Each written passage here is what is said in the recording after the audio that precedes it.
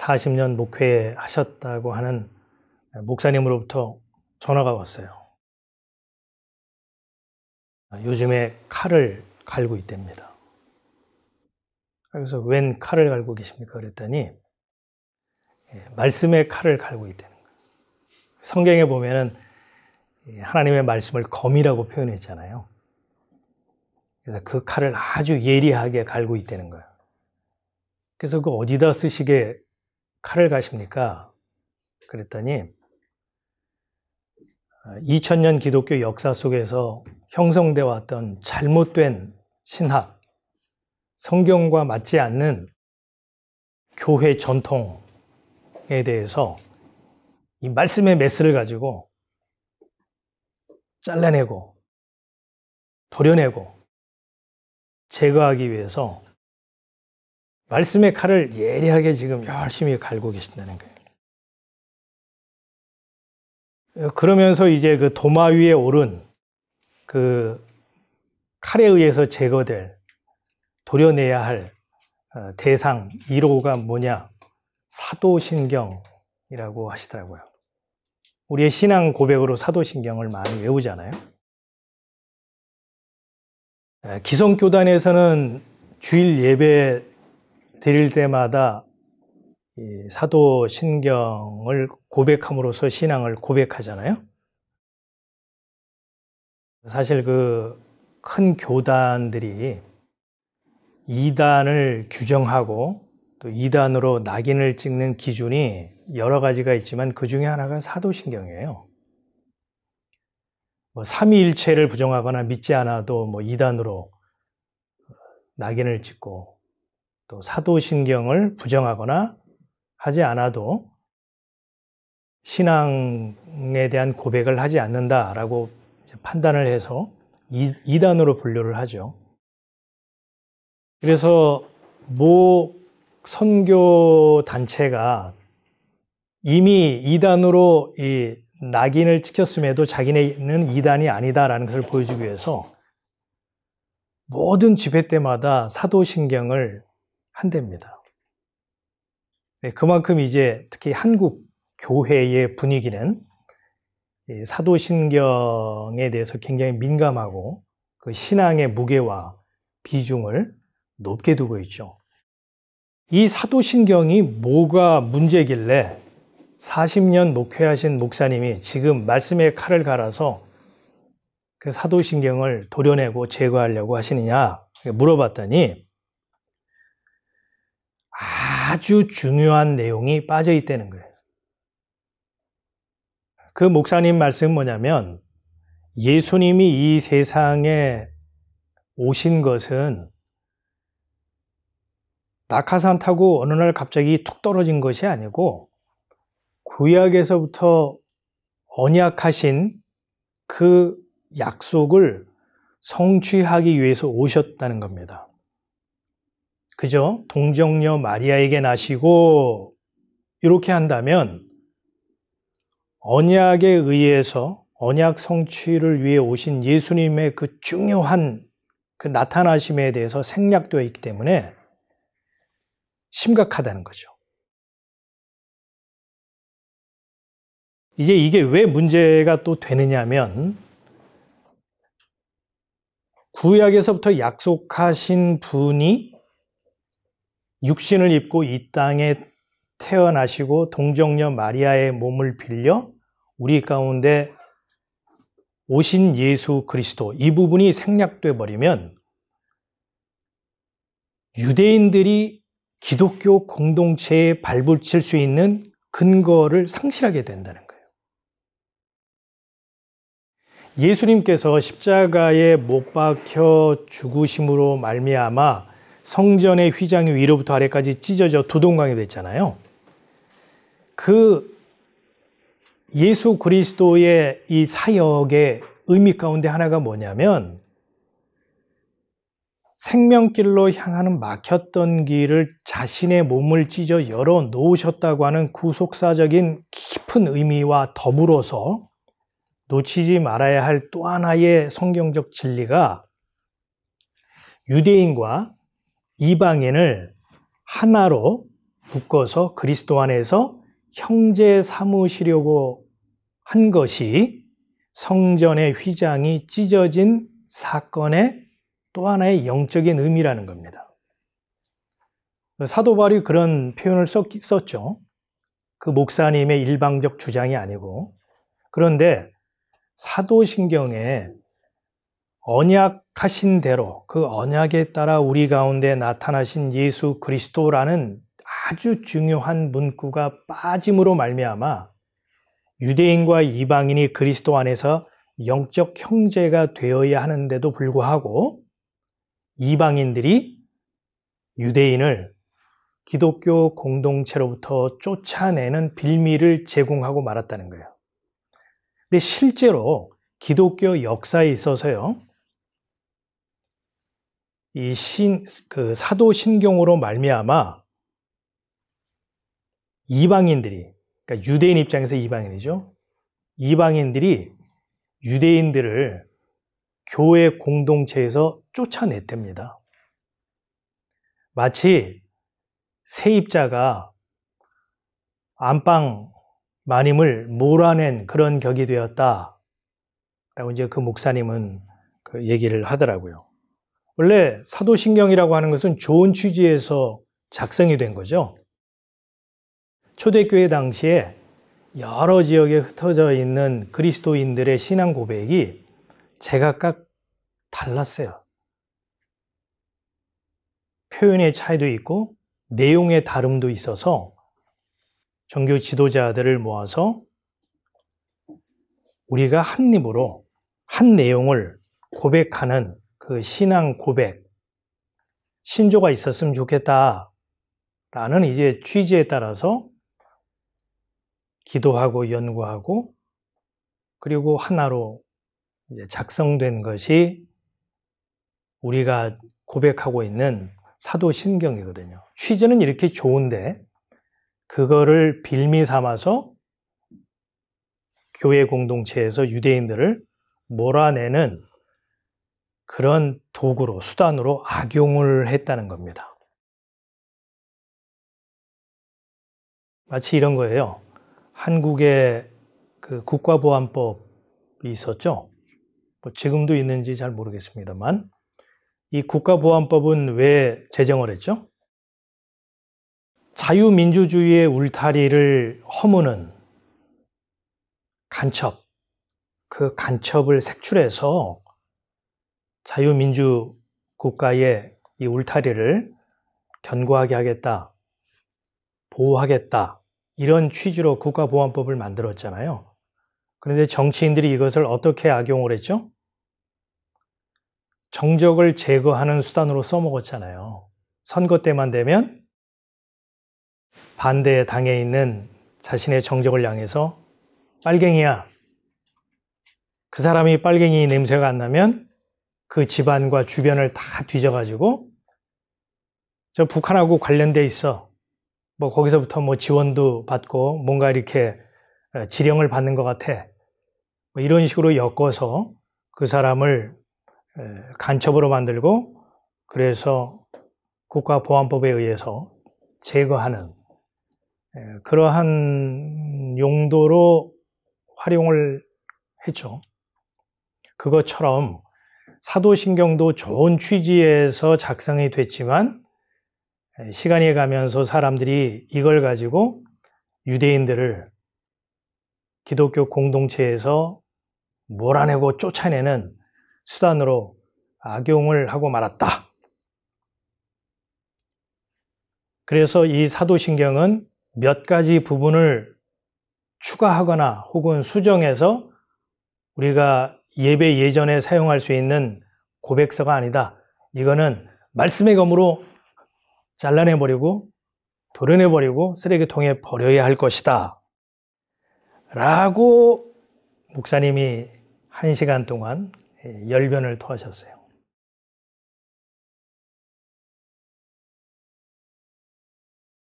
아마 사도신경을 면밀히 검토하고 또 공부하신 분들은 알지만 이 사도신경은 사실은 여러 가지로 손볼 구석이 많죠. 카톨릭이 자신들의 교리를 옹호하기 위한 그러한 그 의도를 가지고 단어 선정이나 혹은 소문자를 대문자로 바꿈으로써 자기네들의 어떤 이 뭐라 그럴까요? 노선을 보호하려고 하는, 또 지지하려고 하는 그런 냄새를 풍기는 구절들이 없잖아 있죠. 그래서 개신교회에서는 그거를 좀 바꾸고 수정해서 교회 예배 때 이제 개정된 사도신경을 신앙으로 고백하는 교회가 있고, 또 그런 것을 이제 눈치챈 또 교단이나 교회에서는 예배 때 사도신경을 하지 않는 교회도 있습니다. 그러나 전통적이고 보수적인 교회는 거의 대부분이 사도신경을 주보 예배 순서에 인쇄를 해놓고 그 절차에 따라서 신앙을 고백하도록 하죠.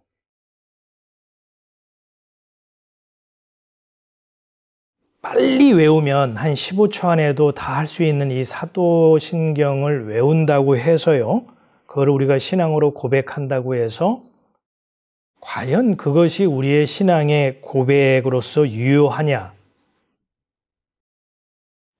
여러분이 이 사도신경을 하루에 100번, 200번, 1000번, 10,000번 외운다고 해서요, 그것이 우리의 신앙의 고백이 될 수 있느냐? 또 그것이 정말 고백으로서 유효하냐라는 것은 성경의 조명 아래 비춰보면 매우 의심스러운 부분이 많이 있다는 겁니다. 여러분, 주기도문, 주님이 가르쳐 주신 주기도문이 있죠. 그 주기도문을 여러분이 아침에 일어나서 외우고 밥 먹기 전에 외우고 잠자기 전에 외운다고 해서 그것이 기도가 될까요? 저는 좀 심하게 말하면 그거는 주문이 될 수 있다는 거예요. 다시 말해서 주기도문이나 사도신경이나 그 내용을 이해하지 않고 그 글귀를 읽고 외워서 하는 것은 주님이 가르쳐 주신 기도의 본질도 아니고 또 성경이 말하는 신조로서의 고백일 수도 없다는 것이 제 의견입니다.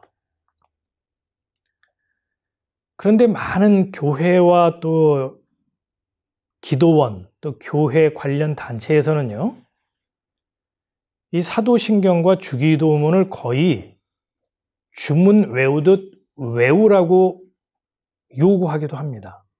왜냐? 그렇게 함으로써 우리의 마음이 정화되고 우리의 육신적인 병까지도 치유받을 수 있다는 거예요. 그래서 실제 하루에요, 주기도문을 1000번, 2000번, 3000번 외워서 우울증이 낫고요, 신경통이 치료받은 사례들이 있습니다. 그분들이 나와서 간증을 하죠. 이런 말 들으면 귀가 솔깃하지 않습니까? 신경통으로 고민하시는 분들, 우울증으로 기도하시는 분들은 그동안에 백약이 무효했는데 아니 새로운 처방전이 나왔으니 얼마나 귀가 솔깃하겠어요. 웃을 일이 아니고요. 실제 그래서 많은 기독교인들이 그런 방법을 사용하고 있습니다. 자, 사도신경, 지금 우리가 신앙 고백으로서 얘기를 하고 있는데 중요한 것은 형식이 아니고 내용이다, 이런 말이에요. 내용을 알아야 되고 그 내용을 근거로 한 고백이어야 한다는 겁니다. 형식이 필요 없다는 말은 아니에요. 형식도 필요하지만 형식 안에 담겨 있는 내용을 우리는 깨달아야 한다는 겁니다. 그릇이 있죠. 그릇은 왜 있죠? 관상용으로 있나요? 뭐 관상용 그릇도 있죠. 그러나 그릇은 내용을 담기 위한 수단에 불과하죠. 그렇다고 해서 그릇이 필요 없나요? 그릇이 있어야 내용을 담을 수 있죠. 그래서 형식도 필요해요. 그러나 진짜 중요한 핵심, 안고, 본질은 내용이라는 말이에요. 그래서 오늘 우리가 초대교회 예루살렘 교회에서 사도와 장로들이 결정한 입장, 그 신앙 고백의 내용을 우리는 살펴보기 원하는 겁니다. 초대교회 때요, 예루살렘 교회에서 아주 중요한 회의가 열렸습니다. 무슨 문제로 이 회의를 소집하게 되었느냐 하면, 이방인들 중에 예수를 주와 그리스도로 고백하고 주 예수의 은혜로 구원 얻는 줄 믿습니다 라고 신앙을 고백하는 이방인들이 교회 안에 있었어요. 이들을 보고 바리새파 중에요, 예수를 믿었던, 아주 특이한 케이스죠. 믿었던 사람들이 무슨 주장을 하고 나왔냐면, 예수를 주와 그리스도로 고백하고 예수의 대속의 은혜로 구원을 얻는다 하더라도 할례는 행해야 하고 이들도 모세의 율법을 지켜야 마땅하다. 이러한 의견을 들고 나온 유대 그리스도인들이 교회 안에 있었어요. 예수 믿는다 하더라도 유대의 가르침과 모세의 율법, 그리고 그 전통에 따라서 정결 예법을 행해야 하고 율법 실천해야 한다. 이런 주장이죠.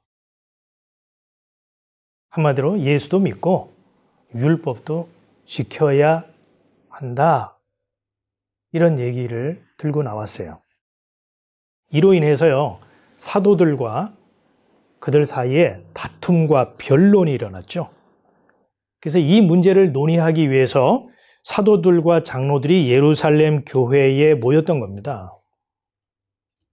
자, 그 자리에서 이제 나눈 사도들의 선언, 그 입장이 뭔지 우리가 읽고 이제 그 내용을 한번 이제 살펴보자는 거예요.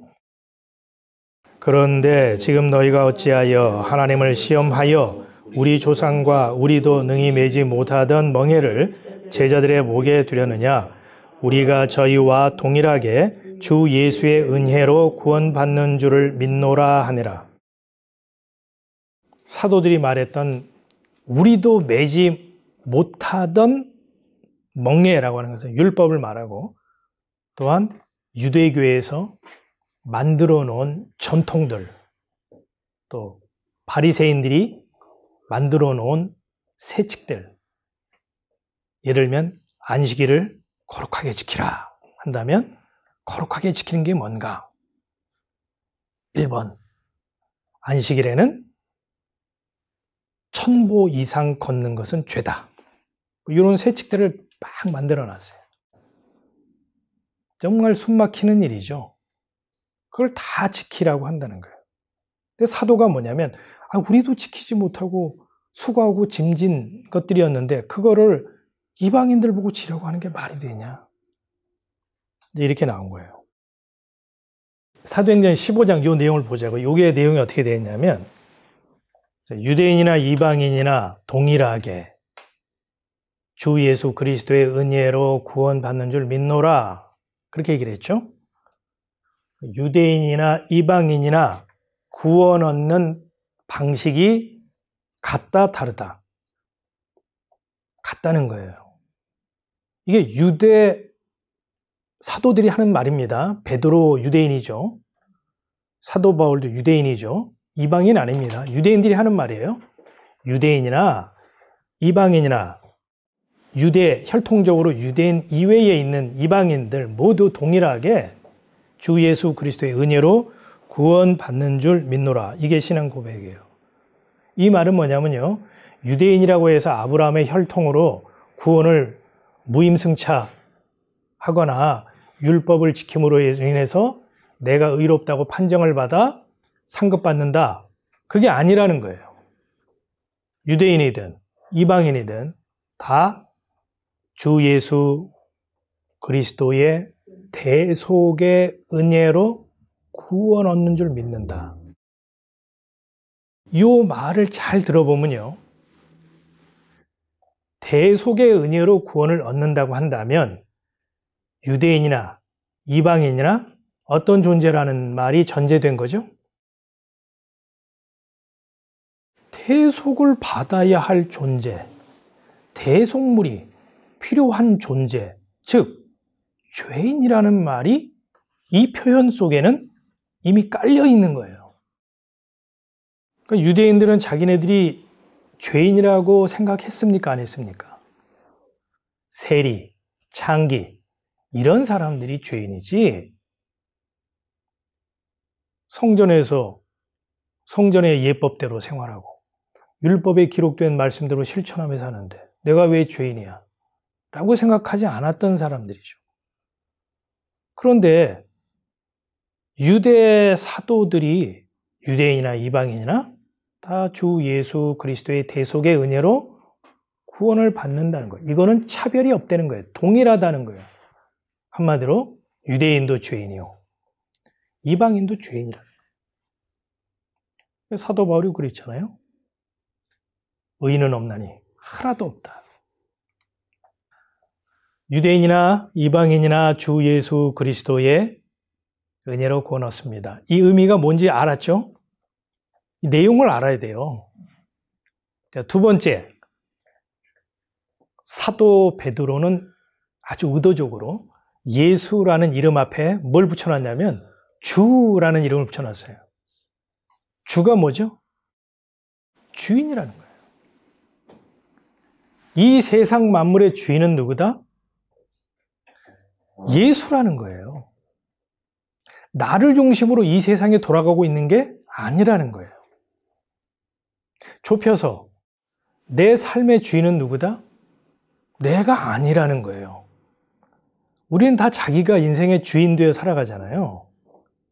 모든 선택과 결정은 내가 주인이 돼서 내가 결정하잖아요. 내 인생 내가 계획하고 그 계획표에 따라서 진행해 가고 있잖아요. 근데 사도 베드로는 그리스도인의 신앙 고백을 선언하면서요. 주인, 내 인생의 머리는 내가 아니다라는 그 고백을 해야 된다는 거예요. 그게 그리스도인의 신앙 고백이래요. 그러니까 우리가 신앙 고백하고 할 때 잘하셔야 돼요. 주 예수 그리스도의 대속의 은혜로 구원받는 줄 믿습니다. 라는 고백 속에는 나는 주인이 아닙니다. 내 인생의 운전대는 제가 잡고 있는 게 아닙니다. 예수가 주라면 내 인생은 주인에 의해서 끌려가는 인생이지 내가 끌고 가는 인생은 아니다는 거죠. 그 내용이 담겨 있어야 된다는 거예요. 무슨 방식으로 구원입니까? 은혜로 구원이라고 그랬죠. 주 예수의 은혜로 구원을 얻는다고 한다면요. 은혜는 선물이죠. 혹은 은사라고도 표현을 하잖아요. 그러면 그 은혜는 나에게서 그 은혜를 받을 만한 근거나 자격이나 내용이 있다는 말일까요? 그것과 관계없이 주어지는 선물이라는 말일까요? 구원은요, 내가 얼마나 율법을 많이 지켰느냐, 내가 얼마나 헌금을 많이 했느냐, 내가 얼마나 정성을 기울였느냐, 내가 얼마나 선행을 베풀고 공덕을 쌓았느냐, 이것과 관계없다는 거예요. 그걸 보고 너 구원 얻을 만하구나 해서 구원을 선물로 주는 게 아니라는 거예요. 어떤 사람이요, 평생 나환자촌에 가서 그들과 함께 먹고 자고 평생을 봉사하고 섬겼다 하더라도요, 그것이 자격이 돼서 구원을 얻는다, 못 얻는다? 구원 얻지 못해요. 그게 성경의 얘기예요. 만약에 그분이 그 삶을 사는 것이 구원 얻을 만한 자격이 돼서 구원을 얻으면 그 구원은 은혜가 될까요? 안 될까요? 그건 은혜가 안 되는 거예요. 그래서 사도 바울이 그런 얘기를 했죠. 율법의 행위로 의롭다 할 육체가 없다. 만약에 율법을 통해서 너희가 구원을 얻으려 한다면 이미 은혜에서 떨어진 자로다. 라고 했어요. 인간은 뭘 해도요, 죄입니다.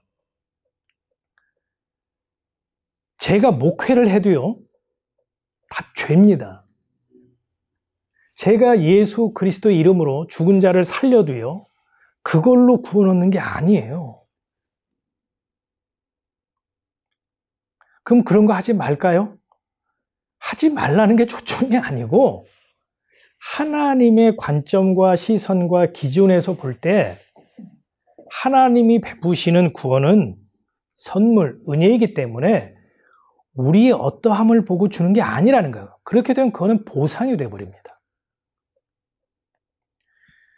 만약에 하나님께서 우리 집사님을 보고 몸무게가 너무 많이 나가, 하늘나라에 가면 하늘나라 참 힘들겠어, 몸무게 60kg 이하로 낮추세요, 그래야 구원을 줄게, 이렇게 되면 그거는 구원 은혜가 아닌 거죠. 또 하나님께서 집사님을 보시고 건강검진 받아보세요. 건강검진 받아보고 사지백체 멀쩡하고 또 내부 장기도 건강해야 하늘나라의 그 보험도 늘어나지 않고 치료비도 안 들어갈 테니까 건강 보고 구원을 해줄까 말까 라고 결정한다면 그거는 은혜가 아니라는 얘기죠. 그 사람이 건강하든 죽을 병에 걸렸든 몸무게가 뭐 200kg가 되든 뭐 말라가지고 그저 한 20kg가 되든 뭐 허리가 그저 25가 되든 38이 되든 그런 것을 보고 구원의 당락을 결정짓는 게 아니라는 얘기예요, 여러분. 사도 베드로가 예루살렘 회의 때 유대인이나 이방인이나 다 동일하게 주 예수 그리스도의 은혜로 구원을 얻는 줄 믿습니다라고 선언했고, 이어서 예루살렘 교회 담임 목사격인 야고가 일어나서 몇 가지 더 추가하면서 이것이 옳은 줄 아노라 라고 입장을 표명하고 편지에 써서 이방 교회들에게 보내세요 라고 이제 결정을 내렸잖아요. 그래서 우리의 이 신앙 고백 안에는 그저 몇 마디 하는 것으로 여러분이 나 신앙 고백에서 나 그리스도인이야 이렇게 말할 수 없다는 겁니다. 이 세 가지 내용에 대한 내용을 내 안에 담고 그 내용에 대한 고백으로서 그 말이 나와야 된다는 거예요.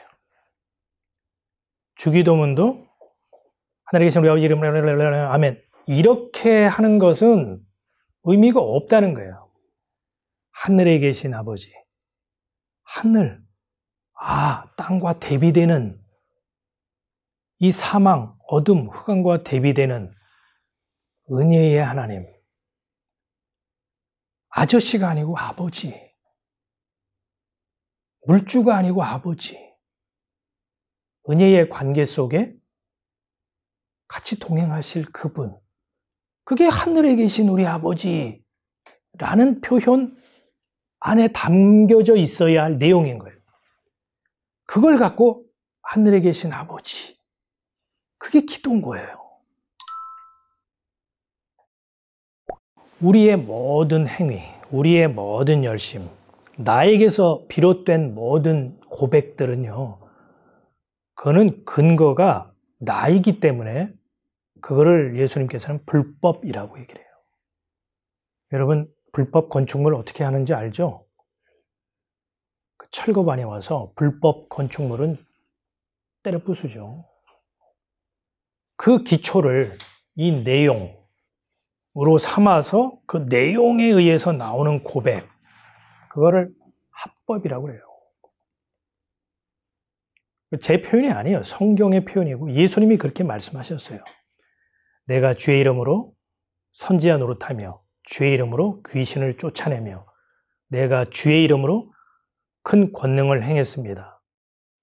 근데 그것이 다 기초가 나야. 내 지식, 내 판단, 내 경험, 내 철학. 그걸 기초로 해서 목회도 하고 귀신도 나가! 주 예수 이름 명령이 귀신아 나가라! 그래서 귀신도 쫓아내고 몇십만 명이 되는 세계에서 제일 큰 대형교회도 짓고 그렇게 했어요. 큰 권능을 하고 많은 병자를 고쳤어. 또 예수님의 대답이 뜻밖이죠. 불법을 행하는 자들아 나에게서 떠나가라. 내가 너희를 도무지 알지 못하노니. 그리고 그 이후에 하신 말씀이 모래 위에 지은 집과 반석 위에 지은 집을 말씀하시죠. 나로부터 비롯된, 내 열심으로 비롯된, 내 지식으로부터 비롯된, 내 신학으로부터 비롯된, 내 은사로부터 비롯된, 내 체험으로부터 비롯된 일체의 행위와 종교 활동은 모래 위에 지은 신앙의 집이라는 거예요. 그럼 불법 신앙의 집을 반석 위에 지으라. 반석은 예수 그리스도를 대변하는 상징어죠. 이 말씀의 내용 위에 세우는 집이 비바람이 불 때에 무너지지 않고 피해를 입지 않는 견고한 집이야 라는 말로 예수님의 결론을 맺습니다. 그래서 우리가 교회에 나와서 또 신앙생활 하면서 자신을 살펴야 되겠죠. 주 예수 그리스도의 대속의 은혜로 구원받는 줄 믿습니다 라고 하는 그 신앙의 고백이 어떤 내용을 기초로 어떤 내용을 담고 하는 고백이냐라는 것을 여러분 스스로가 점검하고 살펴야 되는 거예요. 그렇지 않으면 우리의 신앙 고백은 불법이 될 수 있고 주문이 될 수 있고 종교적인 의례에 불과할 수 있다는 거예요.